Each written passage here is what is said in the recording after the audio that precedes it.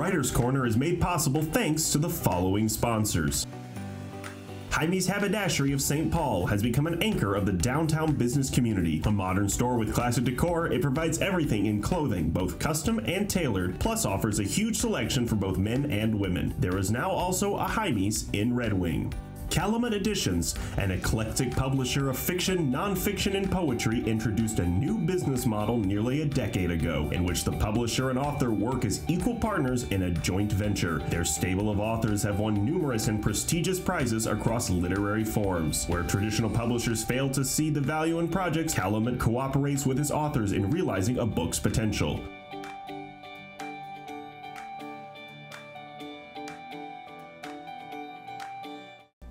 And welcome. Writer's Corner returns. Alan Miller with you. And we have two very prestigious guests today. Susan Thurston, who is sitting to my left, and Carla Hagen to my right. And I'll just read a little bit of the background of these ladies. They are awesome writers. And Susan, who wrote A Sister of Grendel, which is derived from the ancient tale of Beowulf, giving Grendel a sister, Rhodotis. Rhodotis. Yes.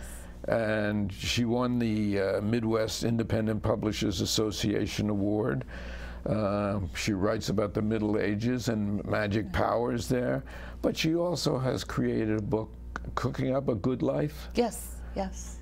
Which somehow doesn't jive with the Middle Ages so well. No, well, and my other fiction doesn't have anything to do with the Middle Ages or my poetry, so. And Carla Hagen, who rescued me the first time I came to a writers' conference and led me around by the nose, which is easy to do. Carla is an author, but she's also a poet. She's also an attorney. I don't know what else. She may be a restaurateur for all I know. A swimmer. A swimmer. Yes. And she has many different talents.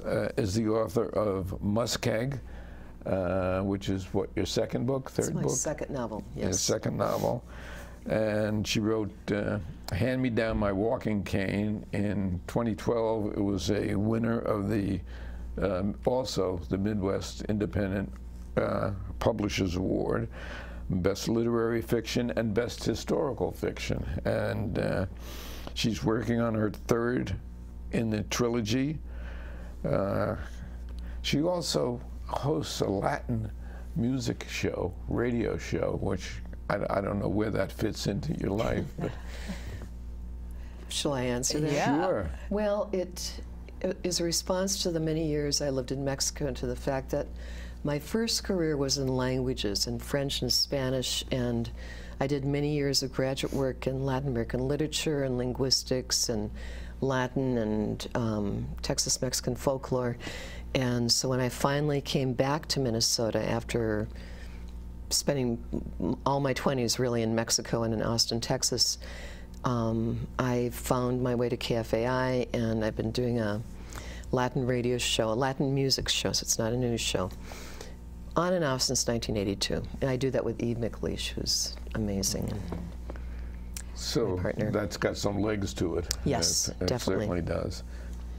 Now, both of you write in areas that are completely foreign to me. I try to find something that's contemporary, that's either in the public eye or is going to be coming into the public eye, and create a novel around it. You both delve into historical realms.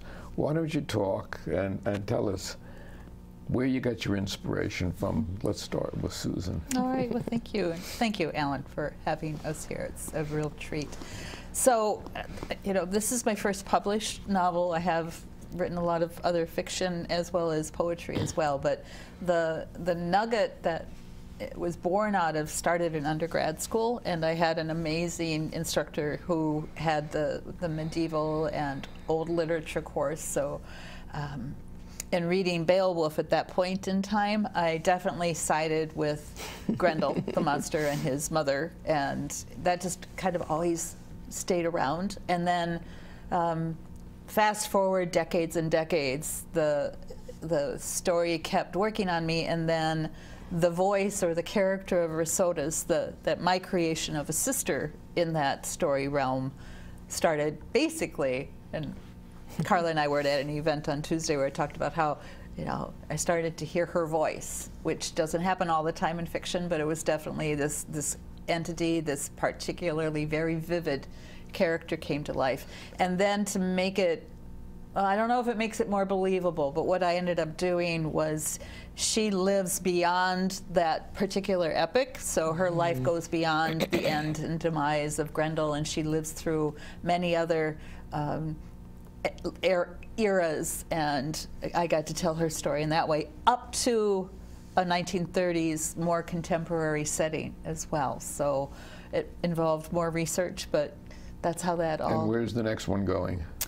Well, there are lots of backstories and characters that came forward in the making of Sister of Grendel that each of them could certainly support a book, but I'm working on now, it's the working title is The Missing Season, which is a coming-of-age Vietnam-era small Minnesota town with a cast of characters. So I'll be in the more contemporary world for the next one. And Muskeg, where did the inspiration for that come from? And take us through the, you know. I will. Muskeg is second in a series that began with Hand Me Down My Walking Cane. That was the initial book. I love it, by the way, when Susan says more contemporary in the 30s. My books are set in the 1930s, and although they are at least in the 20th century, but I've certainly had to do a lot of research and a lot of digging to make sure that my settings are authentic. Hand Me Down My Walking Cane is a fictionalized account of a real relocation that took place in Lake of the Woods County during the Depression by the Resettlement Administration, later called the Farm Security Administration. They were the people who hired photographers to document the poverty and the difficulties in the United States in order to persuade Congress to allot money, largely to farmers, because they were the ones who were really in trouble. So in my home county of Lake of the Woods, there was a relocation of farmers who did not live in a dust bowl. The terrain there is water and peat bog, which we call muskeg, and forest. But they were eking along in existence. They gardened, they shot deer, they caught fish, and they had little towns that were not governed by anybody, and they were very happy with that arrangement. And so when the government came in and said they were going to rescue them from their rural poverty, as they called it, they did not like that. And they didn't want to be rescued. They did not want to be rescued, no. Yeah, but they were, nonetheless, they were moved. And that move, there were a lot of little hamlets. I focused on one, was legend in my home county. And the people that had come out of it would tell the stories, and it left a bitter taste in the mouths of the people who had been relocated. And I remember seeing a poster that the Resettlement Administration had used for propaganda purposes, and it was supposed to depict the people in these really very lovely little hamlets. I mean, they weren't rich by any means, but they were forested and quite lovely. Now, Susan stepped back to Beowulf. She did. Where did your characters come from? Ooh, where did my characters come from? Well, they came from, I think, first of all, the stories about that relocation came from people that I listened to growing up. I was always really intent on listening to people's stories, and I also was intrigued by the way they said the things they did. You know, I'm a language person, and so I would listen both for the story and for the way they told the story. I also went to different picnics at the site of this relocation, which had become a forest, with my mother, and would wander away and see the remains of homesteads, which greatly intrigued me. But in terms of the characters, I had to invent them. I did not want people in my hometown to say, oh, there's so-and-so, and there's my uncle. So I invented them. The first character that came to me was a woman called Sadie, who is French-Canadian, and part French, part Anishinaabe, and grew up very rough and was orphaned at an early age, and she had a very strong, clear, profane voice, and she spoke to me. But based on people that you No, based on nobody. I mean, I suppose, well, let me amend that. She wasn't really based on anyone. However, what I will say is that, nor were any of my characters, but I think here's where my obsession with the way people said things came in to these characters. The way Sadie talks, I heard my aunts talk, the way Magnus, another character, talks, I heard my father, so I was channeling kind of the rough, rural talk from the people that I grew up with. Now, you two have become somewhat of a tag team. And it's interesting. I didn't know that when I booked both of you for the program. I thought he did. But I did too. But you have done, in fact, as recently as last Tuesday, was it? On Tuesday, we Yes. were at You Subtext had, Bookstore. what was that, a reading session, a speaking session? Reading and It was conversation. both. Yeah. Yes. Yeah. I actually read from Susan's book, she read from my book, and then we talked about world building, some of the things we're talking about now, about landscape as character, and a number of other things. And little did I know when I put you together for this that Well, and we were at a book festival, Yeah. art festival together. Yeah, when right. That's right. We're Yep. together too. And how do you find those book festivals? Do you find them worthwhile in terms of being a writer? I think it's important for us to be present in our communities and meeting people. I don't know if it's not about the sales that happen at those events, but I always find it rewarding to network and talk with other writers, meet the other individuals that are a part of the publishing scene in the Minnesota area, and get some inspiration and energy in that respect. And then if it's even one or two good conversations with a reader who loves whatever I've written, or they're interested in it, and then they, by word of mouth, take that to their circles of readers as well. Do you find that when you sell a book, somebody has read it, do you get feedback after that person has read it? I do occasionally. I get a lot from people from my hometown who, of course, at least know the area, as they quote the Music Man or paraphrase the Music Man. And yes, sometimes I do. People have written to me. I remember when the first book came out, I got some fan mail, if you will, from a book group in Maine, which was lovely. It's great. So yes, I do sometimes. Because And that came as a big surprise to me, that What, the feedback? people would take the time after they read it to at least find out how they can contact you and get in touch with you, and that's kind of rewarding. It's very rewarding, and to see some of the reviews, and I know wherever we speak or when we read, it's always an emphasis of, you know, that review on Goodreads or your social media carries a lot of weight. Yes, and it I do does. some stealth marketing. I love the little free libraries, and I'll leave behind a copy, and in there I'll just let people know that I love joining. Now we can do these virtually, book clubs or a class, or to by all means put something on social media if you like it. You don't encourage. that's a And if you wonderful don't idea. like it, forget it. Right, exactly. Now, you both have, you know, several volumes of novels. How long does it take you to write a novel, each of you? Is there a time? Depends on when you start the clock. It depends on all kinds of things. Yeah. My first book took me about 10 years, but that was because I wrote draft after draft after draft, and yeah, it just took me a long time. I think that, Would you go from beginning to end, or how? What's your drafting, editing process? well, my drafting process is that I start out with characters, and place, because place is really important to me, and I'm kind of saturated with, especially coming from a remote and beautiful part of the country like I do. I start with the characters and I have a grain of a story, and it sort of develops as I go. I have a writer friend who discusses this, and she said that that is the gardening form of writing, whereas someone who has everything plotted out as a mystery, which you might do, Alan, is more of an architect. They have to know exactly where they're going. I don't always know where I'm going. There are things I know, but there are other things I don't know, and ultimately things change along the way. Yeah, for me, it's I know where I start, and often I think I know exactly how it's going to open, and often that will end up being somewhere else in the work. And then I generally want to know where I want it to end. And the surprises will happen all along the route. Again, I'm much more a character-driven writer.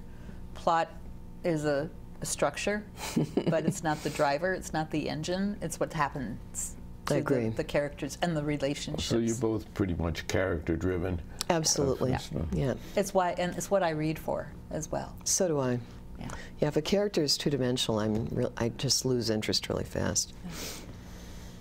Now, talking about publishers, there are so many publishers out there. We have a sponsor here. It happens, Calumet, which also, Calumet Editions also publishes me, has published both of you. Yes. Why do you choose a boutique publisher as opposed to, you know, stepping out further? Oh, I can totally speak to that. With Handmade on My Walking Cane, I tried shopping it to agents for a very long time. Maybe not as aggressively as I could have, but I tried some, as they say, over the transom submissions. Yeah, Handmade on My Walking Cane is the first one in this series. And none were successful, and so I ended up publishing the first version of Handmade on My Walking Cane, the first edition. This is a second edition, with a little press called North Star Press. It's located near St. Cloud, and has kind of shrunk since then because Corinne, who is the matriarch of the place, and Seal, her daughter, are no longer there. But they published, and I knew going in, they were a small publisher as well, a slightly different format than Calumet, but I knew going in that I wasn't going to get a lot of editing, that they couldn't do that, and that I had to be as prepared as possible and probably do my own publicity. So I was, I think, fairly clear-eyed when I went in. I wanted, as I was saying in the break, I wanted to get my stories out there, and I still do. I want my stories in the world. And however that works. Publicity is really hard. Publicity is hard. I had help. I hired my friend Ella Carlson, who's amazing, who now is part of a two-woman marketing firm. They did the covers of both the reissued Handmade on My Walking Cane and Muskeg, and they've been an enormous help to me, and I don't know what I could have done without them. And Susan? Well, Sister of Grendel's journey was different. I do have an agent, and had so many near contracts and was excited, and at that point in time, and this is many years ago already, publishing itself was changing, and there were multiple traditional publishers, commercial publishers, and they were being eaten up, and now there's basically the big five. And at that point, and it was one of the last pitches that Diana Finch, my agent, had made to one of the more commercial publishers, and she was a solid editor and had a number of good, bestsellers under her belt, and came back to Diana and said, I love this and would love to work with it, but I'm afraid that it will languish in mid-list hell. These things get emblazoned in your memory, and I was like, I'm fine with mid-list. But she said, well, but if it does well independently or with an ebook issue, maybe you will be able to then pick it up later. So that was the tactic. And yet you both won awards. Right, and so prestigious awards. Well, and the other reality with publishing, even the traditional ones, they beat down your doors. Well, but the thing is, in traditional publishing, we know the stories of writers with the huge names who don't get very much publicity work anymore either. So it's a very even field, so to speak. I agree with that. And I've had friends who have published with big publishing houses only to find that they have what's called an orphan book. It's a beautiful book, it's a gorgeous edition, but it's just kind of, oof, Or abandoned. an editor leaves. Or an editor leaves, exactly. Yeah. So, it's And of course, everybody is a writer today, and everybody can be a writer if you really put your mind Which to is it. wonderful. But everybody is. There's a construction project near my home, and there are about a dozen men up there on ladders, and I yelled up, "Anybody here written a book?" 12 hands went up. So, I mean, amazing. that's, Yeah. Good, good. Well, we need to share our stories. I think Oh, I that's- absolutely agree. Yeah, that's the beauty of shared risk, boutique, however you want to describe the emerging element and economy of book publishing, and being able to editing. publish it electronically. That's makes true. It really the editing is very important. Yes. The editing is obviously. very important. Right. The line editing, I didn't even know when I started to write. I mean, I had on my bucket list, I want to write a novel before I pack it in. And one led to another, and I've written all my life, but this was a whole different experience. Yeah. Editing, line editing, Yeah. talk to that for a moment. Oh, a good line editor is worth their weight in platinum, I love titanium, line whatever, editing. whatever rare That's mineral. true. I love it. I do it for relaxation. Just- But I miss okay. things. Okay. Yeah. Would you find I cannot edit my own work because my brain will want and fill in where it needs to. So, do you read? Edit I your own, or- do line edit my books. However, they definitely need someone to go over them afterwards because I may fill in too. But it's part of my nerdy brain that loves languages that And I you're really. an attorney. And I'm an attorney. Trained. So I really like line editing. It cools my brain. As to the big picture editing, forget it. I need a lot of help with that. That's much harder for I me. think we all find that we do. Now, you mentioned as an attorney. I find that as a former attorney, that researching, which is very important to me, and I guess it's important to all of us, has really been helped by my experience in law school. I really spend a lot of time researching. In fact, with my new book, which is over my shoulder someplace, I then took a field trip to North Dakota to make sure that everything I was had it talking right. about was accurate. Yes. And that is so important. So. And my roots are in journalism, and it's much the same, where you have to research the subject and know the material and have the data, and accuracy is so important. That's very true. For me, it's kind of like getting ready for a trial. Since I was a courtroom attorney, I didn't do many briefs and things like that. I did when I had to, but yeah, you have to know your case inside and out and kind of find the essence of it, and then somehow give that essence, in my case, to a jury in the old days, and now to an audience. But yeah, research is key. I love that metaphor. That's the jury. And we need, I think all of us would agree too, we're very, because of that kind of grounding and that background, the world is at our fingertips with, Yes. you can Google things, but you need to, and we are, very good at understanding what's a solid source and what's one that isn't a That's good source. absolutely correct. Yeah. Yeah, Google is very helpful. Social media, stay away from. Exactly. As far as you can, in my estimation. For research, definitely. For announcing and publicizing events, I think it's very useful. I certainly find it that way. But That's yeah, like for research, no. I mean, it's The social Yeah. media is the soapbox and the Yeah. town right. Town kiosk. square, yes. Yeah. And how do you find working with a boutique publisher? It's so different than. Yeah. Well, from everything I've heard of traditional writers would say, they, the manuscript is turned in and they don't have anything to say about what the cover looks like, or some of those other aspects where I think is an attribute for boutique publishing, where you do get to work with the people, and they're not happy with the cover until the writer is happy with the cover, or you have a little more say. I love that. I feel very free working with Calumet. I had a real vision for, well, that was helped out by my friends Kelly and Ellen, their marketing firm, for the covers. But I'm not a visual artist. Anyway, they were amazing, and Calumet was incredibly understanding and loved the covers and gave me more ideas. And so I do like it. I feel like I have accountability, but I also have a great deal of freedom. So you have an agent and you have a publicist. Yes. And I have a publicist. I don't have an agent.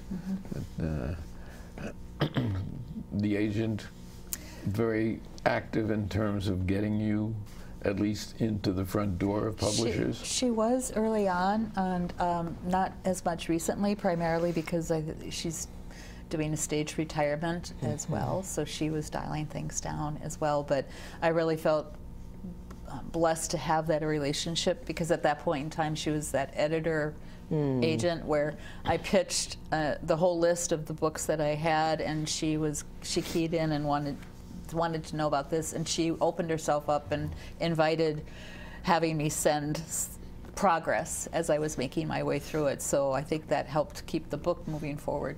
And the publicist got you out there. Got me out there in ways that I couldn't have seen.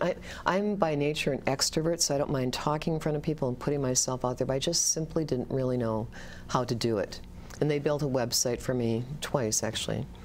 So there have been invaluable things. Very important. Yes. Well, and I bet those are things that you know are important, but it's not necessarily something you want to do for yourself. No, I don't. I mean, I could probably do it, but I think it would take me a lot of time.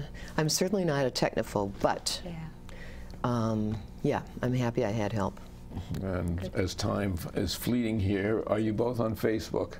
Yes. Yes. Yes. And Threads, and I'll say it softly, X, whatever it's called, and LinkedIn. And I'm on LinkedIn and X, and not on the second thing you mentioned, but I'm on Instagram. Yeah. Yes. I'm not Facebook only, but and I like emails. I do too. I'll answer email them. too. Yeah. Yep. Write us. We've been talking with Susan Thurston and Carla Hagen, two of our finest local artists and writers, and writers are artists, by the way. And I really thank you both for coming in here. It's been a pleasure, and it's been a pleasure not only listening to you, but reading you. Thank you. Thank you, Alan. I really you. appreciate inviting us. It's been a pleasure. Good to be here. Yes. Okay.